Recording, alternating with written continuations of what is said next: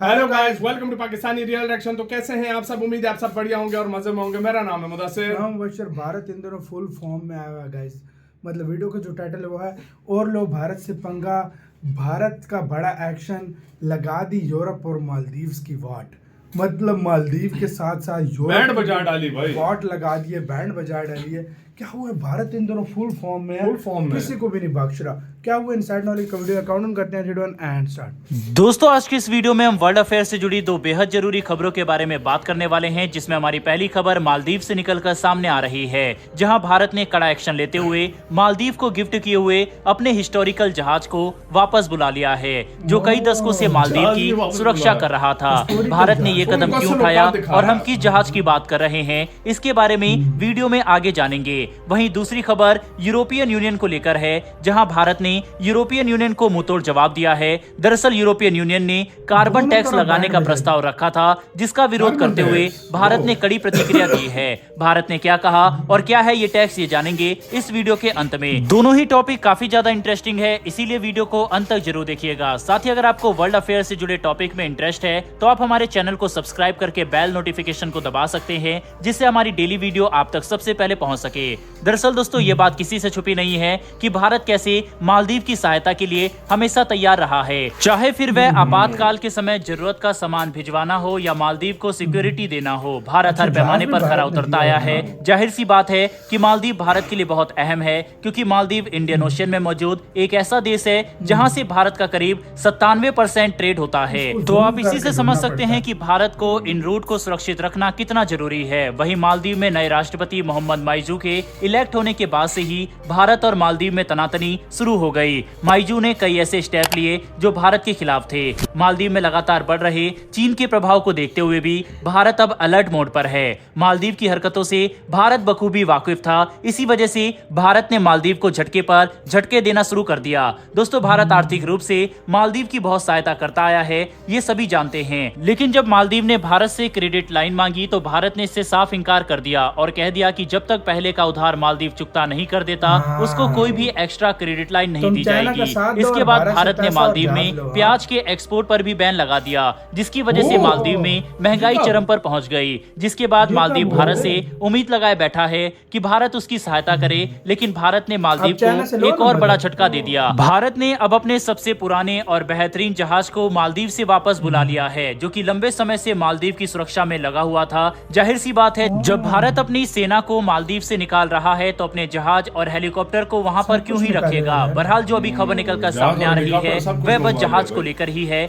बता दें, 17 साल से ये जहाज मालदीव की सुरक्षा के लिए काम कर रहा था। दोस्तों, जहाज INS तरमुगली को दो देशों को सर्व करने के लिए विशेष मान्यता मिली हुई है। दरअसल भारत ने मालदीव से खुश होकर और वहां की सिक्योरिटी को टाइट करने के उद्देश्य से इस जहाज को मालदीव नेशनल डिफेंस फोर्स को गिफ्ट कर दिया था। अब दशकों तक मालदीव में सर्विस देने के बाद जहाज INS तरमुगली वापस भारत आ रहा है, जिसका भारत गर्व के साथ वेलकम कर रहा है। दोस्तों, देखा जाए तो धीरे धीरे भारत मालदीव को उसकी करतूतों का सबक सिखा रहा है। भारत के रिएक्शन को देखते हुए मालदीव को भी अब समझ आ रहा है कि भारत से दुश्मनी मोल लेना बहुत महंगा पड़ सकता है। आगे आने वाले समय में दोनों देश आपसी रिश्तों को मजबूत करने के लिए कोई कदम उठाएंगे या नहीं, ये देखने वाली बात होगी। बहरहाल बढ़ते हमारी दूसरी खबर की तरफ, जो कि यूरोपियन यूनियन से निकलकर सामने आ रही है। मालदीव के साथ साथ भारत ने यूरोपियन यूनियन को भी करारा जवाब दिया है। दरअसल यूरोपियन यूनियन ने कार्बन बॉर्डर टैक्स लाने का प्रस्ताव रखा था, जिसका भारत ने विरोध किया है। इस टैक्स के तहत यूरोपियन यूनियन किसी भी देश में बनने वाले आइटम जिनको प्रोड्यूस करने में ग्रीन हाउस या कार्बन डाइऑक्साइड गैस निकलती है, ऐसे सभी आइटम जो EU में इंपोर्ट होंगे, इन पर वो एक्स्ट्रा टैक्स लगाएगा। यूरोपियन यूनियन ने कहा है कि इस प्रस्ताव को वो 1 जनवरी 2026 से लागू करेंगे। साथ ही यूरोपियन यूनियन ने कार्बन इंटेंसिव सेक्टर जैसे स्टील, सीमेंट, फर्टिलाइजर, एल्यूमिनियम से जुड़ी सभी कंपनियों से डेटा मांगा है, जिससे वो इसी की अकॉर्डिंग उन पर अलग अलग टैक्स लगा सके। बता दें कि यूरोपियन यूनियन ने यह भी कहा है कि वह कार्बन बॉर्डर टैक्स को स्पेशली इंडिया और चीन के लिए ला रहा है, क्योंकि इन देशों में सबसे ज्यादा कार्बन इंटेंसिव सेक्टर है। वहीं पर अब यूरोपियन यूनियन के इस कार्बन टैक्स को लेकर commerce and industry minister Piyush Goyal ने बयान दिया और यूरोपियन यूनियन को चेतावनी दी है। उन्होंने कहा है कि जिस तरह से ट्रम्प सरकार ने US के अंदर भारत के खिलाफ कुछ चीजों पर एक्स्ट्रा कस्टम ड्यूटी लगाना शुरू किया था,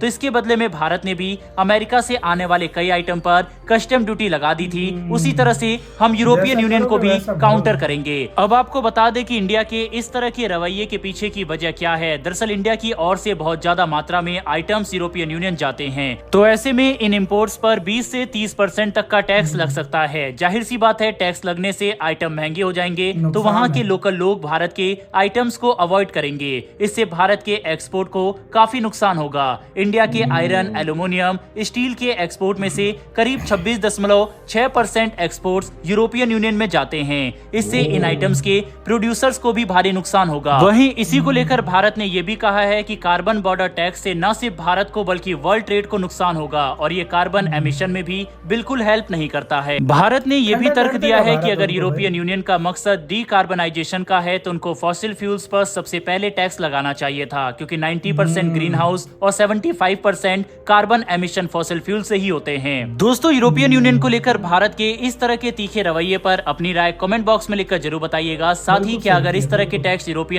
इसी के साथ हुई यार वीडियो खत्म। भारत ने सीधी धमकी दी है कि ट्रंप ने भी हमारे साथ कुछ ऐसा किया था और हमने ट्रंप के साथ फिर वो किया था कि वो देखता रह गया था।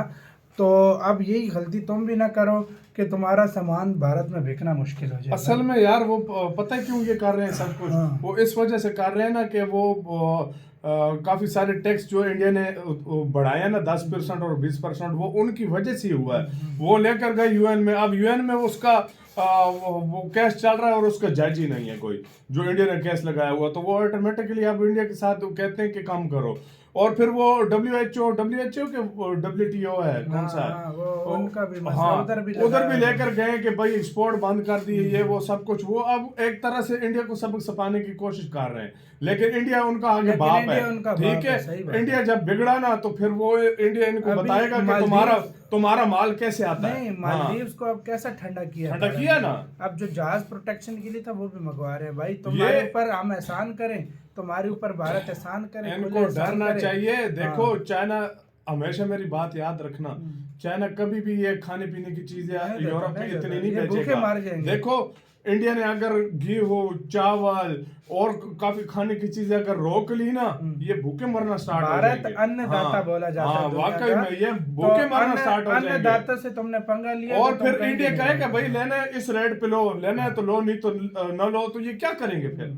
पूरी दुनिया को 50%, 40-50% तो इंडिया देता है, तो फिर ये क्या करेंगे आगे जाकर? तो ये इनके लिए बहुत मसला बनने वाला है यूरोप के लिए। ये अपनी आंखें तो दिखा रहे हैं। और मालदीव को क्या जवाब दिया है भाई? उसने इस तरह का उसने कहा जहाज भी वापस लाओ, हेलीकॉप्टर भी वापस लाओ, प्याज की भी बैन है, क्रेडिट भी नहीं देंगे, अब वापस बुलाओ हमारी अभी तो फौज। और अब भी तुम्हें बैन दिखाते बजाएगा हैं। उनकी। अभी ये अब, नहीं, हाँ। इंडिया वो नहीं रहा कि मतलब किसी को जवाब देना था यार, अब उसको असली औकात दिखाता है इंडिया। आपका सही बात। कहना है अपने कमेंट सेक्शन में बहुत ज्यादा रखना तो रहता है।